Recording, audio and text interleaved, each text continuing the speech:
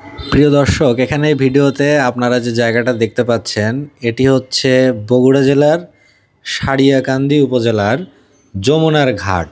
এখানে দেখতে পাচ্ছেন কিছু ভ্রাম্যমাণ দোকান বসেছে হালকা খাবারের এবং অনেকগুলো মোটরসাইকেল দেখা যাচ্ছে, অর্থাৎ দূর দূরান্ত থেকে আশেপাশের থেকে লোকজন প্রতিদিন এখানে বেড়াতে আসে নদীর সৌন্দর্য অবলোকন করার জন্য। কারণ সারিয়াকান্দি উপজেলার পাশ দিয়েই চলে গেছে প্রমত্তা যমুনা নদী। সেই যমুনা নদীর পাশে গড়ে উঠেছে সারিয়াকান্দির বেশ কিছু ঘাট। একটা দেবডাঙ্গা ঘাট, একটা প্রেম যমুনা ঘাট, একটা কালীতলা ঘাট। এই তিনটি ঘাট সাধারণত সারিয়াকান্দির ভিতরে প্রসিদ্ধ তিনটি ঘাট। তো আমরা এই রাস্তাটি একটি ঘাটে এসেছিলাম, সেই ঘাট থেকে আমরা এখন অন্য একটি ঘাটে যাচ্ছি। দেখতে পাচ্ছেন ইট বিছানো রাস্তা। এবং বগুড়া জেলার যে কয়টি উপজেলা রয়েছে সেই উপজেলাগুলোর ভিতরে সবচেয়ে দরিদ্র, বন্যা কবলিত, প্রাকৃতিক দুর্যোগ প্রবণ এবং নদী ভাঙন কবলিত একটি উপজেলা হচ্ছে সারিয়াকান্দি। বগুড়া থেকে সারিয়াকান্দির দূরত্ব প্রায় 25 কিলোমিটারের মতো। এখানকার রাস্তাঘাটগুলোও অনেক সরু এবং এখানে গাড়ি ঘোড়া খুব কম। এখানে কোনো বাস চলে না, রুটের কোনো বাস চলে না। গাড়ি দেখতে পাওয়া যায় সিএনজি, আর সবচেয়ে বেশি দেখতে পাওয়া যায় ব্যাটারি চালিত অটো, আর এছাড়া মোটর সাইকেল, রিক্সা, সাইকেল ইত্যাদিতেই সাধারণত মানুষকে বেশি চলতে দেখা যায়। এবং এখানকার জনবসতিও কম, ঘনবসতি নেই, কারণ অধিকাংশ মানুষই সারিয়াকান্দি থেকে চলে গেছে। যারাই একটু সচ্ছল চাকুরিজীবী, যাদের ভালো জায়গায় স্থানান্তরের সুযোগ রয়েছিল, তারা প্রায় বেশিরভাগই চলে গেছে সারিয়াকান্দি থেকে। দেখতে পাচ্ছেন দুপাশে কি সুন্দর গ্রামের মানুষ তাদের যে ফসলগুলো ফলিয়েছে। এখানে কোনো পাইকারি দোকান দেখতে পাওয়া যাচ্ছে না। এখানে সবাই যার যার বাড়িতে বা তাদের ভিটায়, তাদের ফসলের ক্ষেতে যা যা তারা ফলিয়েছেন সেগুলো এখানে নিয়ে এসে বিক্রি করছেন। এখানে তরতাজা শাকসবজি, মাছ, মাংস ইত্যাদি সব কিছুই পাওয়া যায়। এবং সারিয়াকান্দির একটা আশীর্বাদ হচ্ছে নদীর মাছ, কারণ সারিয়াকান্দিতে সকালে এবং বিকালে দুই বেলা বিভিন্ন রকম নদীর পাঁচমিশালি সুস্বাদু মাছ পাওয়া যায়। এখানকার মানুষ সংগ্রাম করে বেঁচে থাকে এবং এখানে কর্মসংস্থানের সুযোগ খুবই কম। সবাই প্রায় কৃষির উপরে নির্ভরশীল এবং যারা আছেন তারা হয়তো ছোট ছোট চাকুরিজীবী, এখানকার স্থানীয় বিভিন্ন জায়গায় কাজ করেন। অধিকাংশই ঢাকামুখী, অনেকেই কর্মের তাগিদে ঢাকা শহরে গিয়েছেন, গার্মেন্টস কর্মী, অনেকে রয়েছেন প্রবাসী। যে রাস্তাটা ধরে আমরা এগোচ্ছি এটি হচ্ছে সারিয়াকান্দির দিকে চলে গিয়েছে, আর এই রাস্তাটা এদিকে গিয়েছে কুতুবপুর বা পিছনের দিকে, অর্থাৎ আমরা তো সামনে এগোচ্ছি, পিছনের দিকে গিয়েছে কুতুবপুর হয়ে ধুনটের দিকে গিয়েছে। ধুনটে যাওয়া যায়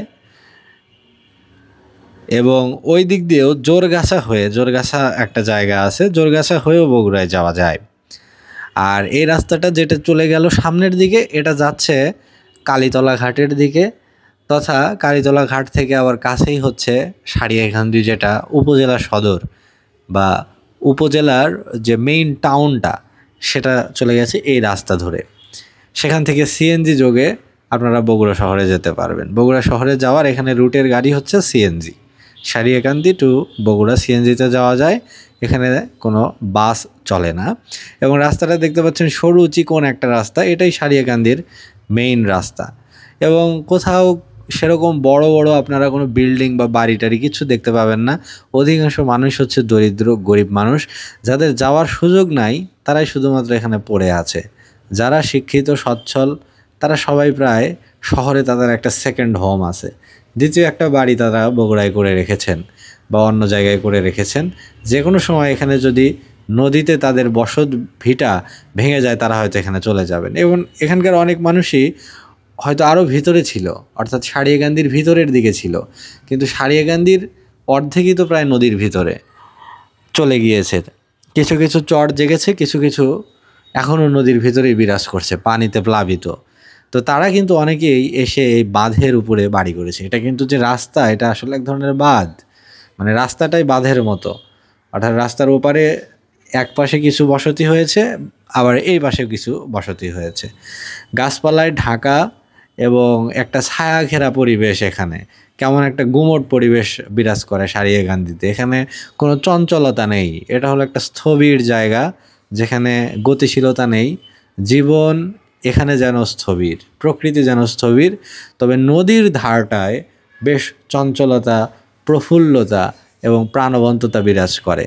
নদীর ধারে গেলে মন ভালো হবেই, এবং সারিয়াকান্দির সৌন্দর্য উপভোগ করার জন্য আশেপাশ থেকে প্রতিদিনই অনেক মানুষ, ভ্রমণ পিপাসুরা, সৌন্দর্য পিপাসুরা এখানে বেড়াতে আসে।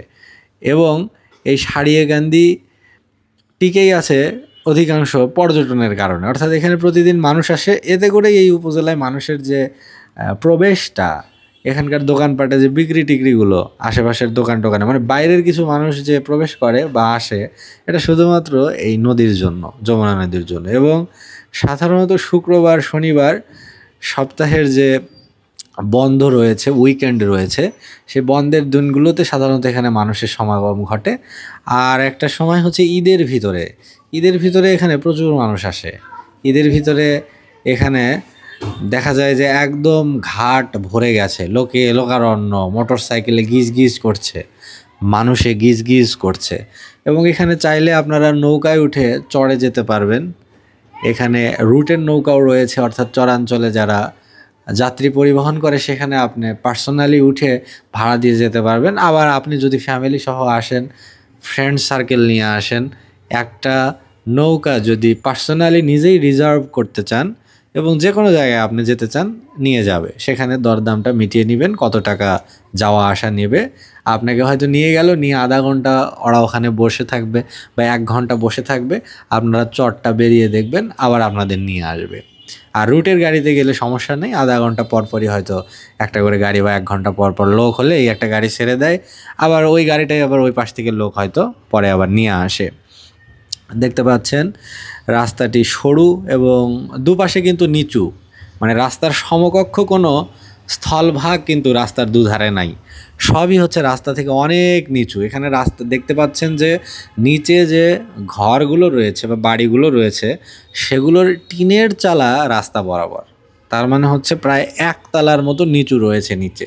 একতলা বিল্ডিং যেরকম হয় 7 ফুট 8 ফুট 10 ফুটের মতো নিচু জায়গা রয়েছে। দেখতে পাচ্ছেন টিনের চালাটা এই রাস্তার সমান উচ্চতা হয়েছে, তার মানে দুই পাশটাই হলো অনেক নিচু। এখানে সারিয়াকান্দির উঁচু জায়গা বলতে রাস্তাটাই উঁচু, রাস্তার চেয়ে উঁচু আর কোনো স্থলভাগ নেই। এখানে দেখতে পাচ্ছেন ছোট ছোট বাজার, অর্থাৎ রাস্তার পাশে যে বাজারগুলো একটু পাওয়া যায়, যে পয়েন্টগুলো পাওয়া যায়, সেগুলো হচ্ছে ছোট ছোট 2-1টা দোকান টোকান এখানে আছে, সেগুলো দেখতে পাওয়া যায়। এখানে আমরা আরেকটা ঘাটের দিকে প্রবেশ করছি, অর্থাৎ আমরা দেবডাঙ্গা ঘাট থেকে যাত্রা শুরু করেছিলাম। এখন দেবডাঙ্গা থেকে আমরা এখানে ভিতরে আরেকটা রাস্তা প্রবেশ করছি, এটা হচ্ছে প্রেম যমুনার ঘাট। অর্থাৎ 3টা ঘাট প্রসিদ্ধ। প্রথমে যদি আপনারা কুতুবপুর, জোরগাছা ওই দিক দিয়ে ঢোকেন, তাহলে প্রথমে আপনাদের ঘাট পড়বে দেবডাঙ্গা ঘাট। তারপরে এই যে এটা হলো দ্বিতীয় ঘাট, এই ঘাটটার নাম হচ্ছে প্রেম যমুনার ঘাট। আর এরপরে যেটা তৃতীয় ঘাট রয়েছে, সেই তৃতীয় ঘাটটার নাম হচ্ছে কালীতলা ঘাট। এবং কালীতলা ঘাটটাই হচ্ছে সারিয়াকান্দি যেটা প্রপার, যেটা টাউন, সারিয়াকান্দি টাউন, সারিয়াকান্দি সদর, সেখান থেকে সবচেয়ে কাছে।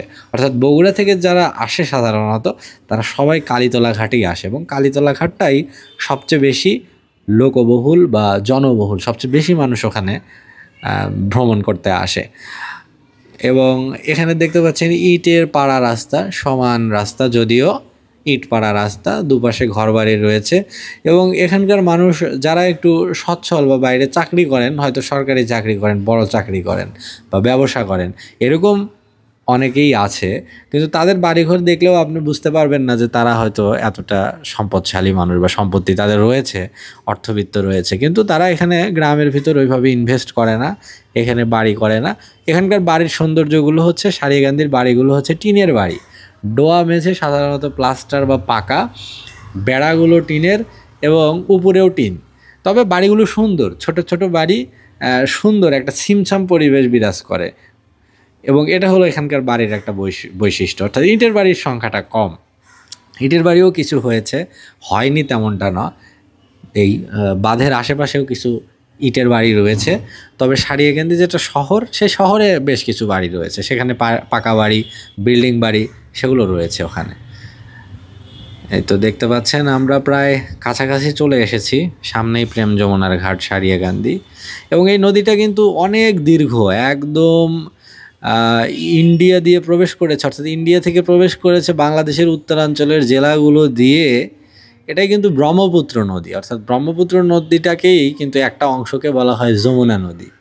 সেটাই কিন্তু এই দিক দিয়ে এসে, অর্থাৎ বগুড়া গাইবান্ধা হয়ে, গাইবান্ধার পিছন দিয়ে প্রবেশ করেছে, গাইবান্ধা হয়ে এখানে বগুড়ার পাশ দিয়ে, সারিয়াকান্দি ধুনটের পাশ দিয়ে, আবার সিরাজগঞ্জের কাজীপুর দিয়ে, সিরাজগঞ্জ সদর দিয়ে, আবার কিন্তু এটাই কিন্তু জামালপুর, টাঙ্গাইল, অর্থাৎ যমুনা সেতু, যেটা উত্তরবঙ্গ অর্থাৎ ঢাকা বিভাগ এবং রাজশাহী বিভাগের উপরে যে যমুনা সেতু রয়েছে, তার নিচেও যে নদী, সেটাও কিন্তু এই যমুনা নদী।